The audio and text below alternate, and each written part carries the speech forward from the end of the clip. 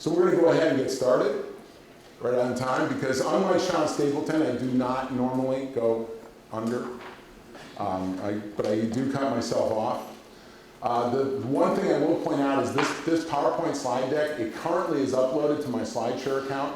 I did make revisions early this morning, so I'll upload a fresh version later on today. So the whole premise of this particular presentation has been really to give an overview of how I've seen digital marketing develop for car dealers over the past really 15 years since I marked 1995 as really the start of it when AutoCon first came out and started selling internet leads to dealers in 1995, and that sort of started the ball rolling. Now the purpose behind this is it's not a history lesson. My whole premise is that if you understand the evolution of how these digital marketing technologies, practices, strategies, behaviors at both the consumer level and at the dealer level, how they've evolved over time, I find that it helps me prioritize where to focus right now and for going forward in the future. Because if you've seen how consumers have adopted different types of technologies that affect the way they buy cars, and you see how they've reacted to what we've done as dealers and what has worked and what hasn't worked, I believe it makes you better qualified to predict what's important as we go forward. I'm not going to spend a lot of time on the timelines. We're going to go through them real quickly here. I'm going to talk a lot about the present, and then I'm going to finish up with my predictions for the future. And when I say predictions, it's really not fair. I'm giving myself too much credit. What I'm talking about is technologies that exist today that haven't yet gotten traction, that are out there, that are being used. So a lot of what Sean Stapleton referred to in the general session, where he talked about data integration, it's actually not the integration strategy that's driving it, it's the consumer behavior around how they're using their information, how they're publicizing their information, and what they're responding to. And really the technologists, the companies like the Vin Solutions or the Reynolds or the ADPs or the Dealer Tracks of the world or whoever it is, in order for them to build software technology that they can sell to dealers, it really has to take advantage of what the consumer's behaviors are doing. Now, I think most of us, it's fair to say, consumers overwhelmingly have adopted the use of technology at this point. Between the mobile devices, the way they use some of the social media networks, you almost can't ignore it. This is what consumers are doing. How many of you have ever felt you were directly impacted by a review by a customer? Has anybody seen that? Because I have. And I have to tell you, my first lesson, it was a Ford store up in Kirkland, Washington. I was up there in 2009. And we didn't know what we were doing, but we hooked up with Dealer Rater. I had met some people that owned Dealer Rater, Chip Gruder. I liked them. I said to the dealer, let's spend $85 a month and get signed up with Dealer Rater. So then of course you have to get the reviews, right? So we just started sending out emails and calling customers and saying, give us reviews. I think within the first 2 weeks, we had about 25 reviews on the site. I was going up there on 2-day visits, a month apart. I'll never forget, from one visit to the next visit, Jim Wallen's wife, Amy Wallen, who was the controller for the dealership, the first time I went there, I was there on Ford's dime. Ford Motor Company was paying the bill, but she was suspicious. She'd come out and say, is this going to show up on my part statement? How am I getting screwed here? I know somebody is going to figure out a way to charge you to my dealership. And I kept assuring her that no, it's a special project, and she wouldn't. So she was always very standoffish to me. And I think it was my third visit, I walked in and she comes over to me on the showroom floor, kind of trying over, and she gives me a hug and a kiss on the cheek, and she goes, we love you. And I was completely shocked. I couldn't understand why she was. Well, what had happened was, between the prior trip and this trip, they'd gotten in between 6 to 8 deals a week from people driving all over the state of Washington to do business with that dealership because of the reviews that they saw on this Dealer Rater site. Now keep in mind, we weren't relying on Dealer Rater, we were actually syndicating. They have an app where you can push the reviews out to blog posts and Facebook and all these other places, and we had hooked all that stuff up.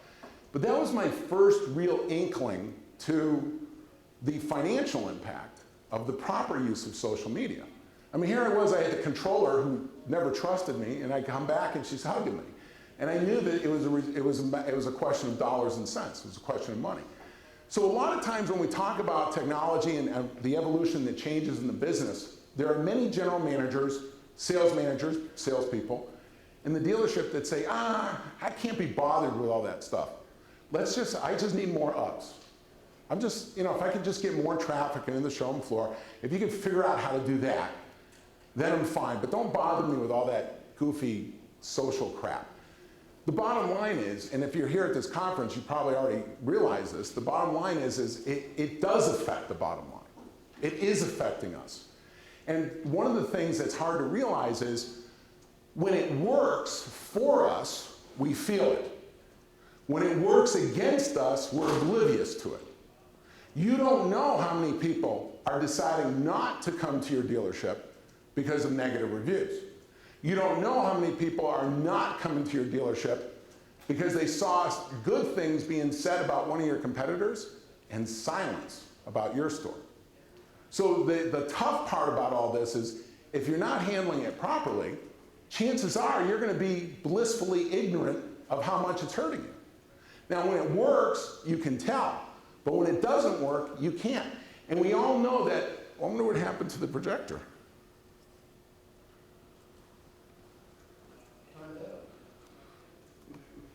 Huh. There we go. So the hard part, again, is that for the stores that are being adversely impacted by their lack of properly embracing the digital marketing technologies, many times they're simply not aware because they don't feel it. And Drew, I know you've been in this as long as I have. I mean, don't you see some of that in terms of you don't feel the negative, you do feel the positive, and so it's easy to just ignore it and not deal with it. 100% correct. Yeah.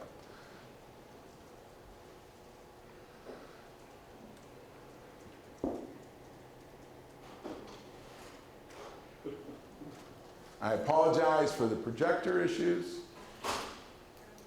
And by the way, one of my coaching, I've always said to coaching people I'm presenting is never apologize. Just keep moving on. So I just broke my own rule.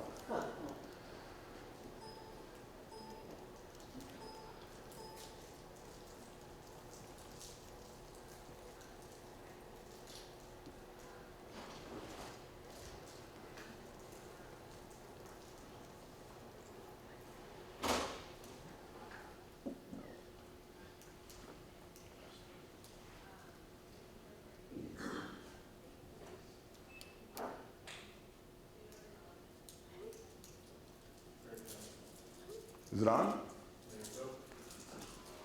Oh, you can see that, great. Yeah, I guess I let it shut off too long. And so anyway, what I did in preparation for this is I took some timelines and I started off with a technology development timeline that I found somewhere. And then I added things that were relevant to that timeline to the auto industry. So in this particular timeline, we're looking back from the birth of the internet all the way up to 2007. And obviously you see in the automotive world from 1995 to 2007, there was a lot of developments. A couple things that I find fascinating for me is that how many people remember Cars Direct, when Cars Direct first came out? Now, do you remember Greg, remember how disruptive it was? Oh, yeah. Everybody was shaken up. It was automotive news, cover stories. Cars Direct were making statements like, you're not going to need a dealer anymore. You're going to come to Cars Direct to buy a car. And when I look back on it and having been there in the middle of it, it was kind of ridiculous for anybody to take it seriously, because in the United States, if you're a retail consumer and you want to buy a car, where do you have to get that car? From a dealer. That's the way our system is configured. We have a franchise system which protects the ownership, that franchise within a geographic area. If you have a Ford franchise or you have a Chevy franchise, Cars Direct can't come into your market and sell Fords and deliver them in your market without obtaining a franchise. So I still, when I look back on it, Greg, because you were there with me, and remember how the dealers were panicked about that? Now here's where it comes important though.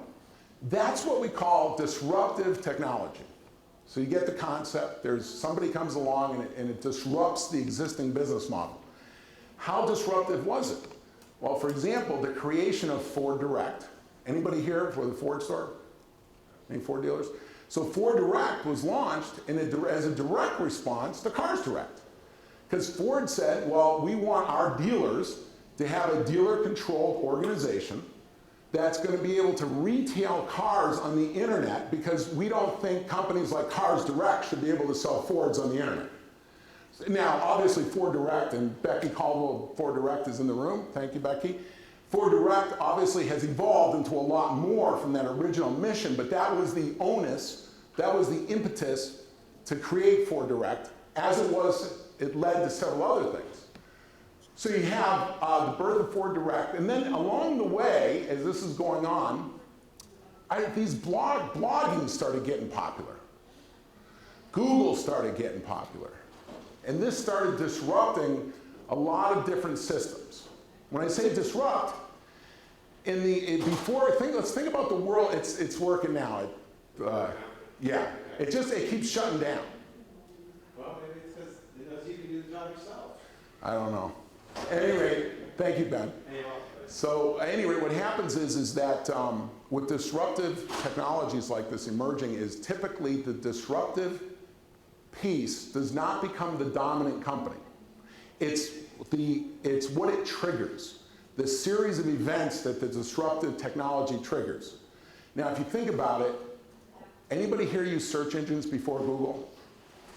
I did. Ever hear Alta Vista, Lycos, Mama, M-A-M-M-A, Excite? So there was a bunch of them. So did Google invent search engines? No, Google didn't invent search engines. Search was something that had been around for actually quite a while before Google emerged.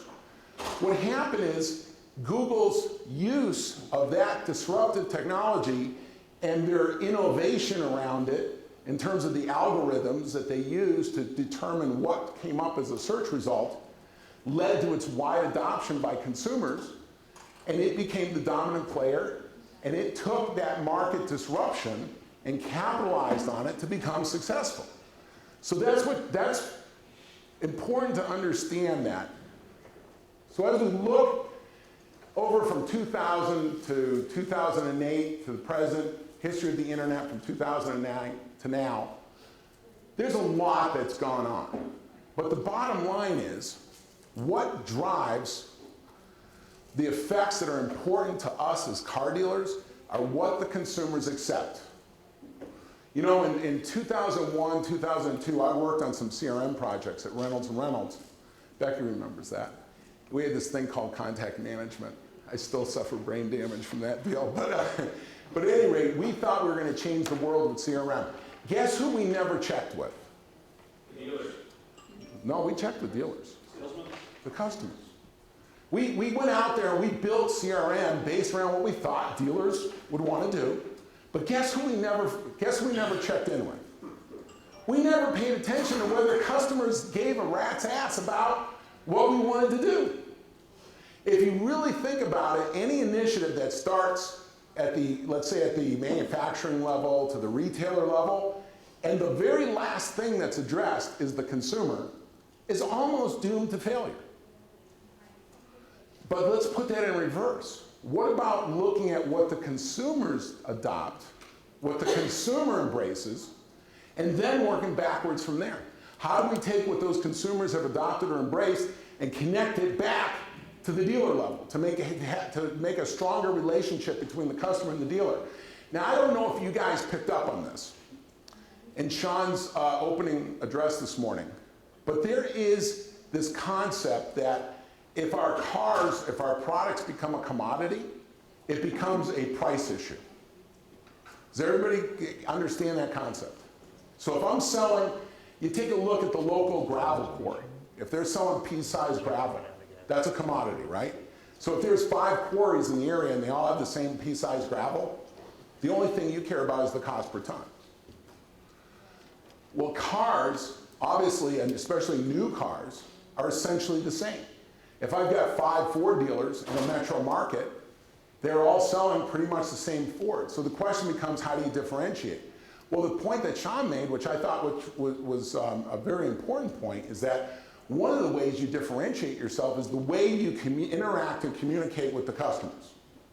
Because if the product is the same, and I prefer to do business with one particular dealer over another for whatever reason, then that dealer has an advantage and they're typically going to command a stronger profit margin. Does anybody disagree with that? How many times has anybody here ever realized that the discussion around price on cars is something that we've initiated as the dealer? Because I can't tell you how many times, when I was working at Courtesy Chevrolet, for example, and I've worked at many dealerships, but I can't tell you how many times I'd call a customer up and I found myself talking about price because I couldn't think of what else to talk about. Oh, we're going to give you the best price. We're going to make it worth your while to come down here. It's really us. I think we, as automotive retailers, kind of lead the discussion on price. Let's think about our advertising. What do you lead with in your ads? Price or payment, right? Why? Because we don't know any better. Because for the same reason as when I'm on the phone with a customer and I talk about price, because I've run out of ideas of what to talk to them about. Now, that's where this type of development of evolution of technology comes in handy, because now, if you're willing to put the effort in, if you're willing to pay attention, once the consumer accepts your connection request, you can, whether they have a blog, they're on Facebook, you follow them on Twitter, whatever the case may be. You know what I do now? I find myself oftentimes when I'm in a dealership working with them, and we realize that a customer's got a Twitter account, I show them, let's go to their Twitter profile, let's click on the tweets, because it'll say they've sent out 1,500 updates. And I'll click on that, and let's just look at what this customer's into. Oh, look at this. I'm at a Ford store. They were shopping for a Chevy Silverado 2 weeks ago. Apparently they didn't buy. They called you yesterday. But if we know that they've been shopping for a Silverado, wouldn't it make sense that we would address that? We would position our product in relative to the Silverado product. So again, it's an opportunity to have a conversation and connect with the customer on more than just price. So along the way, some of the things that have been exceptionally disruptive are, in the early days, when we saw these traditional markets feeling threatened, when we saw the emergence of discussion forums. Now I have to tell you, if you're in automotive retail and you've never paid attention to these discussion forums, it's like opening up Pandora's box. I remember meeting with the guys at Autoblog at a JD Power conference, and we took a look at some of the discussion forums by brand, and it was amazing to me, the conversations going on about products. And what was amazing to me is it was all consumers, and I didn't see, I must have looked at 150 conversations. Not once did I see a dealer involved or engaged. It was all consumers. These are people talking about your products. These are people asking questions because they're considering to buy. And there's an absence of dealers. And you know what that is? You know what I call that? An opportunity. The fact that there's an absence of dealers is really good news for the few that are willing to engage these consumers. So down here, digital camera sales overtake film. Anybody here ever take pictures, photos with film? I have. How about Polaroids? Remember Polaroids? Shake them, shake them, shake them. Now what do we got? Now I keep having to remind people, quit hesitating with digital. Just keep snapping pictures and you just delete the ones you don't like. Don't waste I mean, why are you sitting here and you're going, oh no, smile, can you stand taller, stand shorter? Just snap a whole bunch of them and keep the ones you like. I mean, but think about what digital photography has done for the car business. It's been a major enhancement to the way we go to market and present our vehicles. If you think about the sale of used cars, do you all realize that almost all the used cars being sold by dealers in the United States right now, they're being sold based on how they appear online? That's just the reality of it. The way your used vehicle inventory appears online is going to determine how much traffic you get on that inventory. Integration. Integration to me is amazing. When I turn on my iPhone, and I have an app that will then, it'll take all 5,000 of my Facebook friends, pull in, if they allow me access to their phone number and their email address and their photo, obviously, it pulls it into my contact records on my iPhone. I find, to me, that's integration. That's amazing to me. By the same token, there are CRM systems out there. Now, granted, you as the user have to be connected to these consumers, but think about the access that that gives you to communicate and contact these consumers. There's the search dominance. Does anybody here feel like sometimes their dealer becomes so infatuated with Google that it disrupts other parts of your digital marketing strategy? The first time I saw this was when it dawned on me that a dealer was more concerned about the SEO ranking of his website than the fact of whether or not a consumer would actually call the dealership or submit a lead form or search the inventory. And I've always found that amazing. Just being listed in search results really doesn't do anything for you if it doesn't work after they click on that listing and you don't get the customer in the dealership. So, I mean, I love the fact that many dealers understand the importance of Google, but I kind of chafe at the net result of becoming so obsessed with your Google SEO rankings, with your search engine result page rankings, at the expense of the quality of the user experience, of the consumer experience when they get to that website. So it does require balance. To me, it's almost like the up system. Has anybody here ever worked with a salesperson who took a lot of ups and they sold some cars, but had one of the lowest closing rates in the dealership? So to me, if you have strong SEO practices, but you don't have a site that thrills and delights the consumers when they get there, it's kind of like taking too many ups. You're really burning through traffic. If the traffic doesn't convert to an opportunity to do business, what's the point?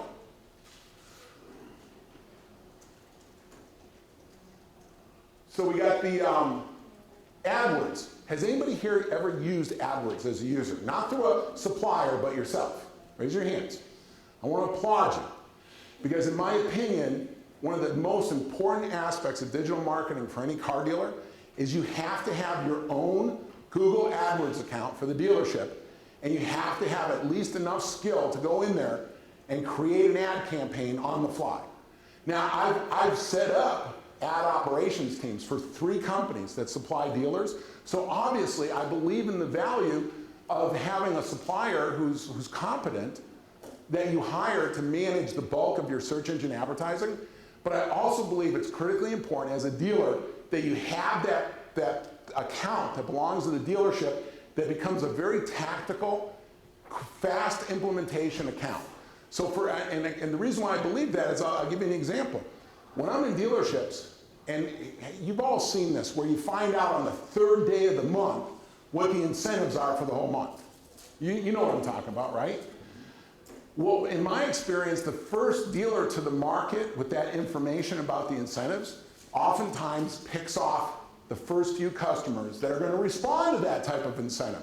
Because there's only so many people that are going to be moved by $1,500 on the hood of a Mustang. There's only so many people that are going to be moved by 1.9 APR, on a Chevy Silverado.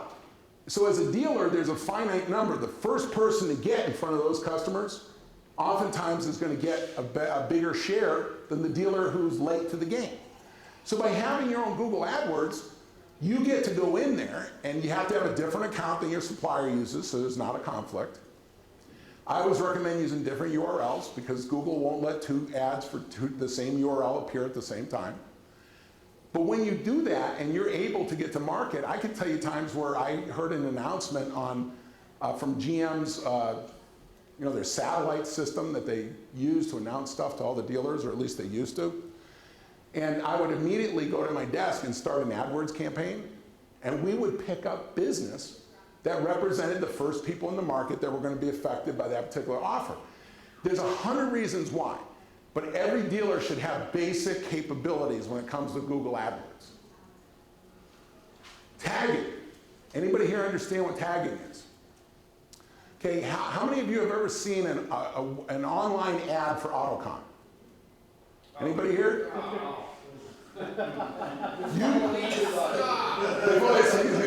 It's all shut off. The good news is it's all shut off. So you've got about 9 months before it starts up again. That's all done with tagging. Basically, what Brian Pash and I did is we generated 2 unique codes. We installed those tags to tag visitors to about 28 websites visited by people in the car business. And I'll be the first to admit, some of the sites we installed them on do not know that we use them as a tagging place of origin. It's just the way we roll, okay? Call it guerrilla marketing, whatever you want. I'm of the school of thought, if you ask permission, they can say no. But if you don't ask permission, when you get caught, you can say, oh, I'm sorry, I didn't know you cared. Okay, I'll take it off. But basically, that was tagging. What tagging means is, in the tags to work, you gotta have them expire in 30 days. That's the other thing, it's a perishable tag. But using those tags, we then go to advertisers. We then go to YouTube, and we say, look, if anybody goes to watch a video on YouTube and they have this tag in their browser cache, we want this 15-second pre-roll video on AutoCon to appear. And we'll pay you $1 more per 1,000 visitors to show our pre-rolls than any of your other advertisers. Because all we care about are people that have been to my dealership website, people that we know work in the car business, people that have scheduled an online service appointment. You know, pick your category. But in my opinion, tagging, how many people have heard this statement? The most valuable tool that the internet provides for businesses is measurability, measurement. I disagree with that. In my opinion, measurement is the worst curse that the internet ever introduced to us, because we swim in a sea of data. And I'm going to share some insight with you that I learned from somebody else. And if you take this with you, I promise you it'll serve you well. If you're measuring anything that will not result in an action being taken, when that measurement goes up or down, you need to stop measuring it. It's a waste of resources. It's a waste of your time. It's a waste of your mental bandwidth. If you're going to look at average time on your website, and when it goes up and down, you're going to talk about it and you're not going to take any action, why are you measuring it? Anything that's measured that does not drive action is a waste of resources. It's a huge distraction, if nothing else. Now, in my opinion, the most valuable thing that the internet has provided us as dealers is not measurement, it's targeting. Think of the ability to target consumers with the right message. We've all heard it, the right message at the right time to the right customer. Well, the internet provides us the ability through tagging to identify which customers are which. Conceivably, if you're willing to take the time, you can put a unique tag on your truck inventory that's different than a tag on your car inventory, so that when they're running around the rest of the internet, the ads that they see are either for trucks or cars.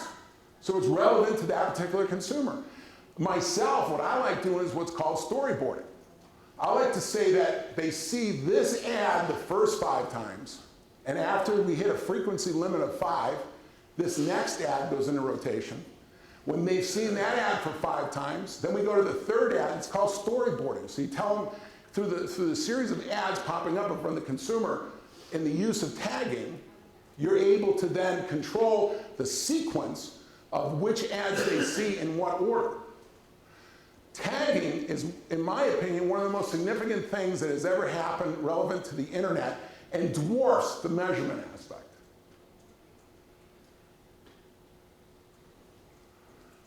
Widgets. Anybody here ever use the Dealer Rater widget? You know, Dealer Rater will let you pop the reviews like on your website or on a Facebook or on a blog or whatever. That's an example of a widget. In my opinion, the widget's extremely valuable to dealers. And what's nice is there's certain standards for widgets. Has anybody here ever seen the widgets that Google supplies? Google has a marketplace for widgets. I use them all the time. They plug in almost anywhere and they work. Customer experience, this goes back to what I was talking about with the SEO thing. The customer experience matters. It matters more now than it did 10 years ago. It's going to matter more in the future. Customers have become fussier. If they don't find what they want when they come to your dealership website, their level of patience wears thin quickly, and they leave. You really need to pay attention to the customer experience. One of the things that I've noticed myself is that there was a time when we used to talk about sticky websites. Anybody here ever heard that phrase, a sticky website? And how do we define stickiness? The measurement was the average length of visit, right? I'm of the school of thought now that the longer the length of visit time is not necessarily an indicator of a better customer experience. Now, there's people that will argue against me, but hear me out on this. Poor site design. What's that? Poor site design. Poor site design can increase the length of time on the site and irritate the customer because they couldn't find what they wanted fast enough. Now and again, that's a theory because I have seen where you add video, but you say you think it's correct? Because I find myself, if I can go to a website and get exactly what I want right now, take Southwest Airlines for example. The way I judge Southwest.com's website, can I get in and book a flight and get out faster instead of longer? So don't look at your average time on site and necessarily come to a conclusion that more is better, because it doesn't always work that way. Depends on whether you're transactional versus informational on the website. Right. It's a good point. But let me ask you this question, Drew. If you can execute a transaction faster, making you more likely to go back, just like what I talked about with Southwest, wouldn't that be an indicator that the length of visit is not necessarily a plus when it goes up?